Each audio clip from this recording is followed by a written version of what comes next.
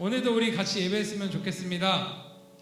우리 이곳에 부르신 여러분들의 그 자리로 불러주신 우리 하나님을 이 시간 그 자리에서 진짜 간절하게 내가 교회에 왔다, 그곳이 교회다 라는 마음으로 이 시간 함께 찬양했으면 좋겠습니다. 찬양할까요?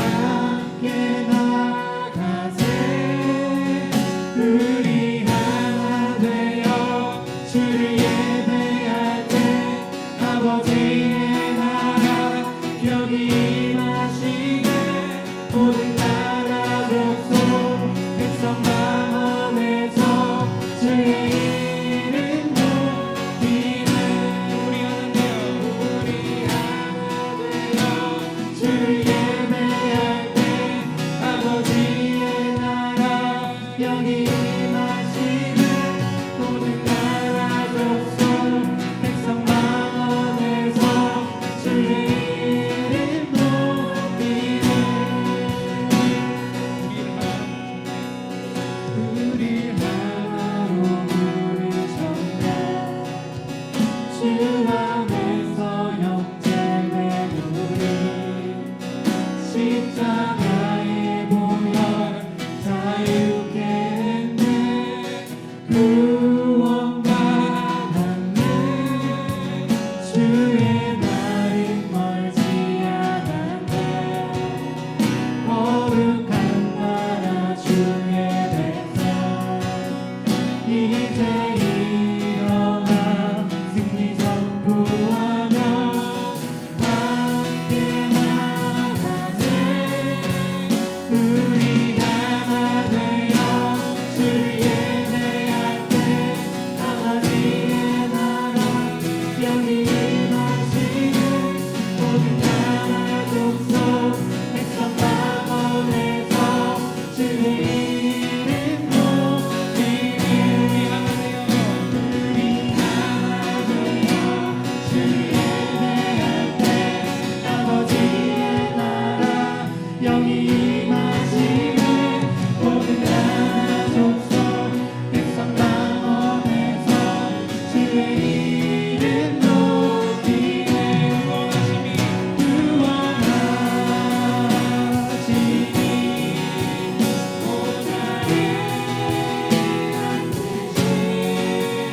우리 하나님과 너희와 함께 돌아와 구원하시니 보좌에 앉으신 우리 하나님과 너희와 함께 돌아와 우리 하나 되어 주를 예배할 때 아버지의 나라 여기 임하시네. 모든 나라 족속 백성 만원에서 주의 이름 높이네. 우리 하나 되어 주를 예배할 때 아버지의 나라 여기 임하시네. 모든 나라 족속 백성 만원에서 주의 이름 높이네. 주의 이름 높이네. 주의 이름 높이네.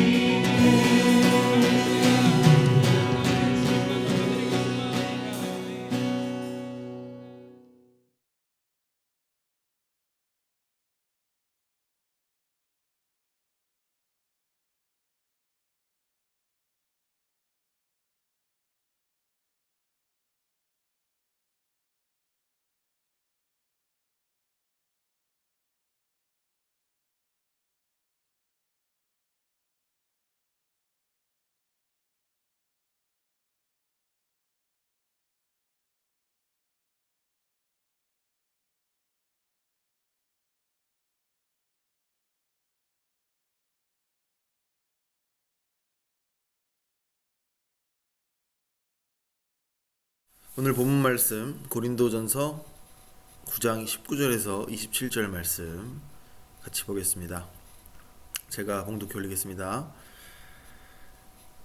내가 모든 사람에게서 자유로우나 스스로 모든 사람에게 종이 된 것은 더 많은 사람을 얻고자 함이라. 유대인들에게 내가 유대인과 같이 된 것은 유대인들을 얻고자 하며 율법 아래에 있는 자들에게는 내가 율법 아래에 있지 아니하나 율법 아래에 있는 자같이 된 것은 율법 아래에 있는 자들을 얻고자 하며 율법 없는 자에게는 내가 하나님께는 율법 없는 자가 아니요 도리어 그리스도의 율법 아래에 있는 자이나 율법 없는 자와 같이 된 것은 율법 없는 자들을 얻고자 함이라. 약한 자들에게 내가 약한 자와 같이 된 것은 약한 자들을 얻고자 하며 내가 여러 사람에게 여러 모습으로 된 것은 아무쪼록 몇 사람이라도 구원하고자 함이니 내가 복음을 위하여 모든 것을 행함은 복음에 참여하고자 함이라. 운동장에서 다름질하는 자들이 다 달릴지라도 오직 상을 받을 사람은 한 사람인 줄 너희가 알지 못하느냐? 너희도 상을 받도록 이와 같이 다름질하라. 이기기를 다투는 자마다 모든 일에 절제하나니 그들은 썩을 승리자의 관을 얻고자 하되 우리는 썩지 아니할 것을 얻고자 하노라. 그러므로 나는 다름질하기를 향방 없는 것 같이 아니하고 싸우기를 허공을 치는 것 같이 아니하며 내가 내 몸을 쳐 복종하게 함은 내가 남에게 전파한 후에 자신이 도리어 버림을 당할까 두려워함이로다. 아멘. 우리 중고등부 여러분 만나서 반갑습니다. 전에 예배 영상 찍는 거랑 포맷이 좀 많이 달라졌죠? 우리가 오프라인 예배를 드리고 있기 때문에 오프라인 예배에 좀 집중을 하고 있어요. 그래서 여러분도 어쩔 수 없이 이제 온라인 예배를 드린 친구들 어쩔 수 없겠지만 같이 나와서 또 우리 체육관에서 예배 드리고 있으니까 함께 체육관에서 또 예배 드릴 수 있었으면 좋겠습니다. 자, 오늘 제목은 우리들의 플렉스예요. 플렉스. 우리 플렉스라는 단어는 이제 모두들에게 익숙한 단어가 됐죠. 플렉스는 사실 이 팔 근육을 이렇게 접으면 근육을 자랑하는 이 모습이 플렉스한다. 이런 유래가 있습니다. 그래서 나한테 좀 있는 것을 자랑하는 것, 그것이 이제 플렉스인데. 근데 우리의 자랑이 이제 고린도전서 1장 31절에 주 안에서 자랑하라 이렇게 말했으니까 우리의 자랑은 이제 주 안에서 자랑이 되겠죠. 그렇기 때문에 오늘 우리들이 볼 플렉스는 좀 다른 플렉스입니다. 과연 우리들의 플렉스는 무엇인가? 우리들이 가져야 될 플렉스는 뒤에 ability를 붙여가지고 flexibility, 즉 유연함. 오늘은 유연함에 대해서 보려고 해요. 오늘 본문에서 바울이 모든 사람의 종, 그리고 유대인, 율법 아래에 있는 자, 또 율법 없는 자, 약한 자, 총 5번의 모습을 바꾸는 걸 볼 수 있습니다. 그 외에 여러 다른 모습으로도 바뀔 수 있다고 바울은 얘기하고 있죠. 여기에서 볼 수 있는 유연함의 모습은 첫 번째로 공감의 모습입니다. 역지사지, 다른 사람의 입장이 되어보는 것만큼 요즘 세상이 요구하는 성품도 없는 것 같습니다. 개인적으로 공감을 잘 할 수 있는 부분은 내가 경험한 것이죠. 저의 경험을 따르면 모태신앙인, 또 목회자의 자녀, 그 개척교회 목회자 자녀면 더 공감할 수 있을 것 같고, 유학생, 또 외동, 그죠? 농구 매니아, 사회인, 야구인, 남편, 그리고 아이 아빠, 하나의 아빠 정도가 지금 제가 공감을 잘 할 수 있는 우리 분들이 되겠죠. 제가 경험하지 못한 입장을 공감하는 것은 좀 쉽지 않은 일입니다. 그렇지만 불가능하진 않죠. 근데 섣불리 공감하는 척을 했다가 오히려 상대방의 기분을 상하게 할 수도 있어요.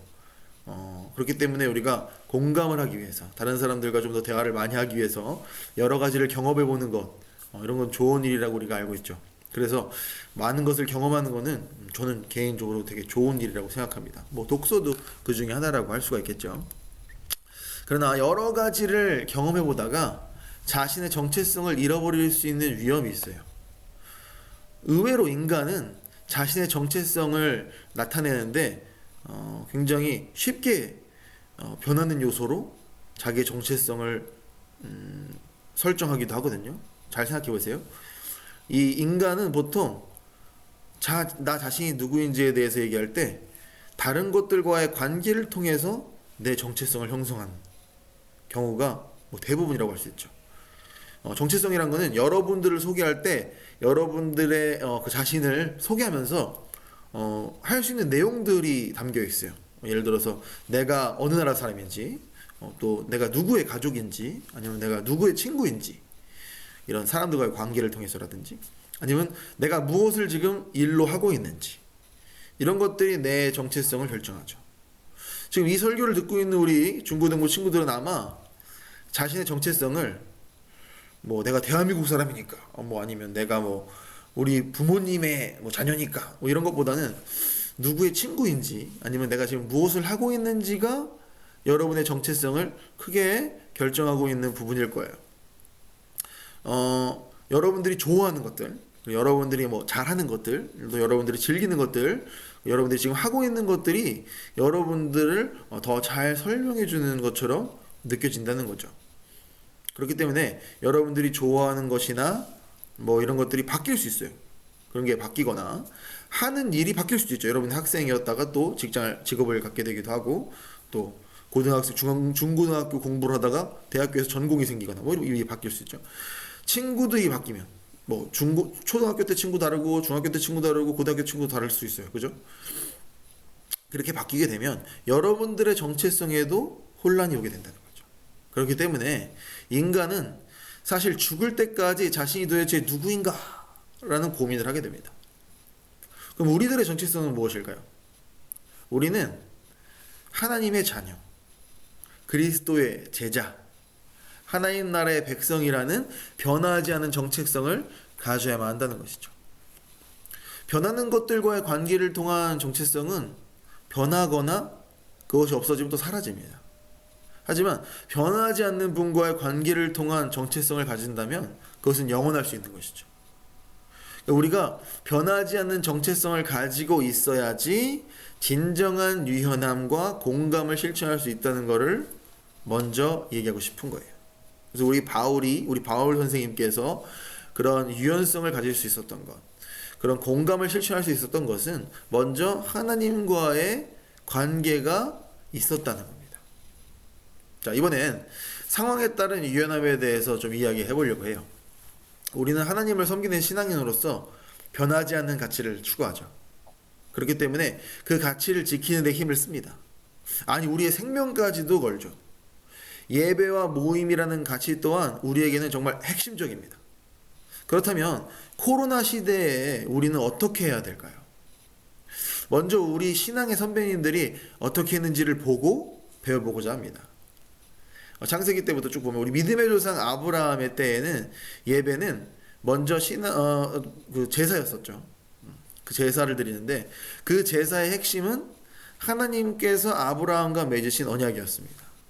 창세기에서 아브라함이 제단을 쌓을 때 하나님께서 언약을 맺으시면서 직접 말씀하시죠.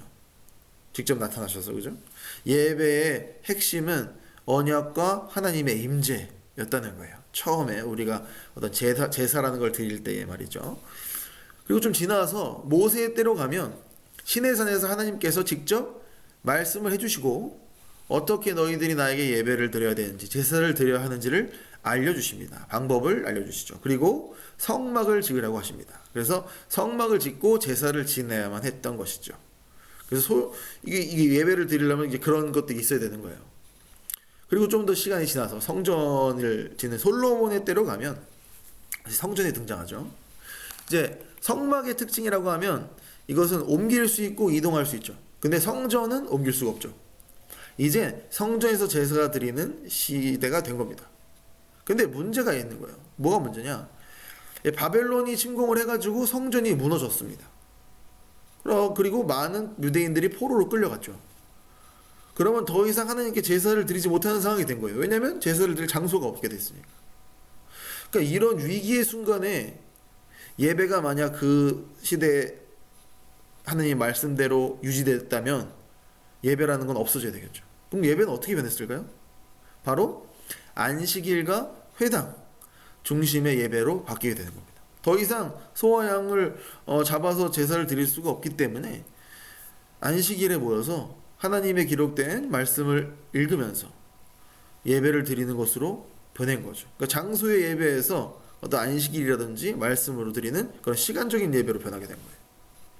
그러니까 출애굽기, 레위기에 기록되어 있는 하나님께서 명하신 방법으로 예배를 드리지 않았으니까 그런 예배는 잘못된 예배다, 이렇게 말할 수도 있겠죠. 그죠? 하지만 그것이 큰 문제가 아니었다는 거예요. 예배는 지속되었고 하나님은 여전히 그들과 함께 하셨고 하나님은 그들의 하나님이시고 그들은 또 하나님의 백성이 된 거죠. 중요한 거는 언약, 하나님의 그 언약과 하나님의 임재가 가장 중요한 예배의 요소라는 거예요. 그 예수님께서도 말씀하신 거 여러분 기억하시죠? 요한복음 4장 21절부터 어떻게 기록되어 있냐면 예수께서 이르시되 여자여 내 말을 믿으라. 이 산에서도 말고 예루살렘에서도 말고 너희 아버지께 예배할 때가 이르리라. 그리고 4장 23절에서는 아버지께 참되게 예배하는 자들은 영과 진리로 예배할 때가 오나니 곧 이때라. 아버지께서는 자기에게 이렇게 예배하는 자들을 찾으시니라고 하셨죠. 우리는 지금 예전에 성전이 없어진 것만큼이나 어려운 상황에 처했다고 볼 수 있어요. 이 코로나 시대가 모이기도 힘든 시대이죠. 그러면 이제 우리는 예배를 더 이상 드릴 수 없게 되는 건가요? 그럼 어떻게 해야 될까요? 이제 모일 수 있는 상황이 됐어요. 다행스럽게도 규칙을 잘 지키고 하면 모일 수 있는 상황입니다.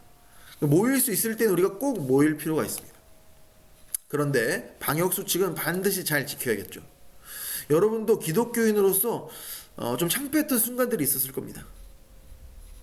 기독교인이라고 고백하는 사람들이 상식을 벗어난 행동들을 하거나 그런 기독교인들이 뭐 이상한 말을 하거나 이럴 때 좀 더 창피하죠. 저 어떤 때 좀 그런 걸 느꼈냐면 최근이죠. 미국에서 코로나가 확산 중인데도 우리 대통령이란 분은 이제 마스크도 거의 안 쓰시고 그죠? 근데 사람의 얼굴은 하나님의 형상이기 때문에 가릴 수가 없다. 그래서 마스크를 쓰지 않겠다는 목사들과 신앙인들의 이야기를 들었어요. 뉴스를 통해서. 이럴 때 너무 창피한 거죠. 그러니까 하나님이 치유해 주시니까 괜찮다라는 신앙인들도 있고 기독교인들도 있고 뭐 소금물로 소독하면 된다고 했던 기독교인들도 솔직히 많이 창피했습니다. 여러분, 기독교인들도 상식의 범주 안에 있어야 돼요. 아니, 오히려 상식을 이끌어 나가는 사람들이어야 되는 거예요. 레위기에 나오는 위생관념이라든지 어떤 방역관념은 당시대 사람들한테는 기준을 세워주는 그 정도의 것이었어요. 먹는 동물을 가려먹는다든지 뭐 더러운 것이 그릇에 닿으면 그릇을 깨뜨려 버린다든지 뭐 피부병이나 다른 질병을 진단하고 뭐 환자를 격리한다든지 뭐 심지어 집에 생기는 곰팡이를 구분해가지고 이걸 어떻게 해야 되는 등등 성경에는 당시의 상식을 뛰어넘는 그런 방역과 위생관념이 있었단 말이죠. 그렇기 때문에 우리는 이런 좋은 전통을 계승해야 될 필요가 있다는 거예요. 교회는 더 철저하고 뛰어난 방역 프로토콜을 만들어서 지켜야 되고 사회의 모범이 돼야 되고 귀감이 돼야 된다는 거죠. 우리가 모임을 되도록 갖지 말라는 정부 지침을 듣지 않고 굳이 모여서 문제를 일으키는 그런 비상식적인 집단으로 교회가 세상에 기억되어서는 안 된다는 거죠. 오히려 정부의 지침을 잘 준수하고 세상 사람들도 상식적으로 이해가 되고 그보다 더 철저한 방역을 통해서 우리가 모임을 가져도 안전할 수 있다는 생각을 다른 사람들이 갖게 만들 수 있어야만 된다는 거예요. 그리고 이제 지금은 모일 수 있지만 모이기가 점점 어려워서 다시 우리가 모이지 못할 때가 올 수 있습니다. 우리가 지금은 모이고 있지만 그렇게 모이기가 어려울 때에는 개인의 자세가 이제 더 중요한 시대인 거죠. 온라인 예배를 드려봐서 여러분 잘 알 겁니다. 지금 드리고 있는 친구들도 정말 잘 알 거예요. 여러분의 마음이 얼마나 흩어지기 쉬운지를, 하나님께 온전히 집중하기 힘든지를 여러분들 잘 느꼈을 겁니다. 저도 느꼈어요. 솔직히 예배를 틀어놓고 딴 일 한다거나 그런 친구도 있을 수 있습니다. 그렇게 코로나 시대에는 더욱 개인의 마음가짐이 중요한 거예요. 하나님께서 지금 내 옆에 계신다는 생각을 계속 할 수 있어야 됩니다. 누가 하라고 해서 하는 것이 아닌 여러분들의 자발적인 마음으로 하나님을 찾아야 된다는 거죠. 하나님의 말씀을 가까이 하고 읽어야 되고 또 그거에 대해서 또 질문할 수 있어야 되고 여러분들의 어떤 스스로 하는 그런 것들이 필요합니다.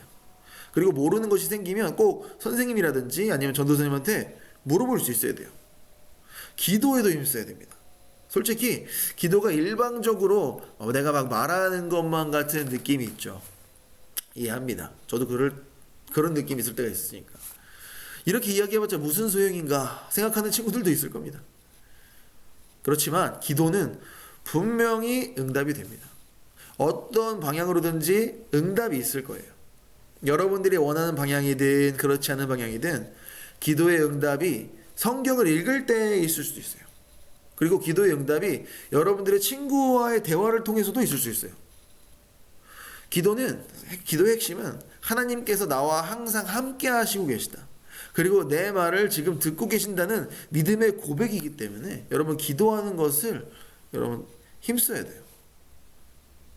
자, 코로나 시대에는 여러분들이 적극적으로 참여하고 실천하는 신앙이 필요합니다. 여러분들의 최우선의 가치를 하나님께 두셔야만 돼요. 우리가 모이지 않고도 할 수 있는 프로그램들을 서로서로 생각해 볼 수 있어야 돼요. 우리 같이 생각해 봅시다. 여러분들이 할 수 있을 것 같은 신앙적인 프로그램들이 무엇일지 함께 고민해 봤으면 좋겠어요. 제가 시간을 정해서 다 같이 줌에서 모여가지고 돌아가면서 성경이 있는 통독을 하자고 여러분들한테 만약에 제안을 한다고 해봐요. 그럼 얼마나 많은 친구들이 함께 할까요? 뭐 어떤 프로그램을 어떻게 하는 것은 솔직히 크게 중요하지 않습니다. 중요한 건 여러분들과 진짜 함께 해야 한다는 거예요. 우리 25절하고 27절 한번 볼까요? 25절, 27절. 자, 이기기를 다투는 자마다 모든 일에 절제하나니 그들은 썩을 승리자의 관을 얻고자 하되 우리는 썩지 아니할 것을 얻고자 하노라. 그러고 나는 다름질하기를 향방 없는 것 같이 아니하고 싸우기를 허공을 치는 것 같이 아니하며 내가 내 몸을 쳐 복종하게 하며. 그죠? 이렇게 정말 절제이시 여러분들의 어떤 그런 노력이 여러분들의 마음에 그런 애쓰는 것이 있어야 된다는 거예요. 그냥 쉽게 그런 것들이 자연스럽게 되는 게 아니라는 거죠. 말씀을 정리하도록 하겠습니다. 자, 오늘 본문에서 바울은 복음이 주는 유연함으로 산 것을 볼 수 있어요. 우리들은 복음이 주는 어떤 그런 유연성으로 다른 사람들과 공감할 수 있어야 됩니다. 그들의 아픔과 분노를 함께 느낄 수 있어야 되고 복음으로 문제들에 대한 해결책을 또 제시할 수도 있어야 되겠죠. 또한 우리들은 유연함을 가지고 우리가 지켜야 될 가치들을 지켜나가야 됩니다. 기독교인들은 상식을 선도할 수 있어야 됩니다. 더 철저한 방역으로 생활하고 새로운 시대의 삶의 표준을 정할 수 있어야 되는 거죠. 하나님께 더 적극적인 마음을 가져야 됩니다. 자, 우리가 코로나라는 시험지를 받았어요. 우리의 신앙의 실력이 드러나는 때가 바로 이때인 거죠. 바울은 빌립보서 4장에서 여러분 다 알다시피 이런 고백을 합니다. 내게 능력 주시는 자 안에서 내가 모든 것을 할 수 있느니라. 자, 바울이 이 고백을 했을 때 그는 궁핍과 가난이라는 시험지를 받았을 때였어요. 그리고 바울은 하나님의 능력으로 이 시험을 쳤고 시험을 이겼다고 말하죠. 우리도 바울처럼 이 하나님께서 주시는 이 복음의 능력으로 유연함과 절제로 이 시험을 이길 수 있기를 바랍니다. 우리 한번 같이 오늘은 묵상 기도를 해봅시다. 우리가 조용히 마음을 모으고 오늘 들은 말씀을 기억하면서 하나님께서 주시는 그 은혜를 기억하고 이런 어려운 상황에서 우리가 유연성을 가지고 잘 대처할 수 있도록. 하지만 그 유연성이 우리의 정체성을 흔드는 그런 정도가 돼서 안 되겠죠. 우리의 정체성은 하나님과 복음에 확실하게 고정되어 있고 그리고 우리의 유연성을 발휘해야 되겠죠. 그리고 우리가 이 어려운 시기에 정말 마음을 모아서 하나님께서 주시는 그런 힘을 가지고 절제하면서 더 개인의 경건에 힘쓰고 그리고 우리가 서로를 위해서 좀 더 기도해주고 또 누가 모이라고 하지 않아도 자발적으로 또 힘써 모여서 또 하나님을 섬길 수 있는 그런 저희들이 되게 해달라고 우리 마음속으로 묵상 기도하겠습니다.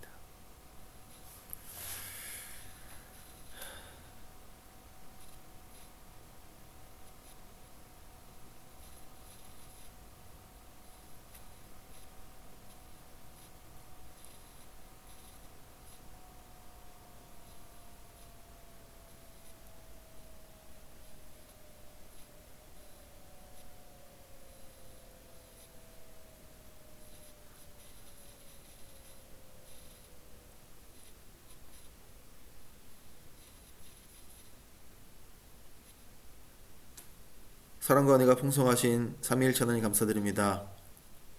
오늘 바울은 복음을 전하기 위하여서 다른 사람들의 입장을 공감하고 유연성을 가지고 정말 모든 상황에 모든 사람의 입장이 되어보는 그런 유연함을 가지고 하나님 복음을 전했습니다. 그렇지만 그렇게 하기 위해서는 복음을 굳게 쓰고 자기의 정체성을 하나님을 통해서 굳건히 세운 후에야만 가능하다는 사실을 오늘 배웠습니다. 그리고 그렇게 하기 위해서 바울은 정말 달리기를 하듯이 상을 타기 위해서 달리기를 하는 그런 선수들처럼 절제하면서 그런 생활을 했다고 우리에게 알려주었습니다. 하나님, 저희가 이런 어려운 상황 속에서 어떻게 우리의 신앙을 지킬 수 있는가, 그거에 대한 해답을 오늘 본문을 통해서 얻었습니다.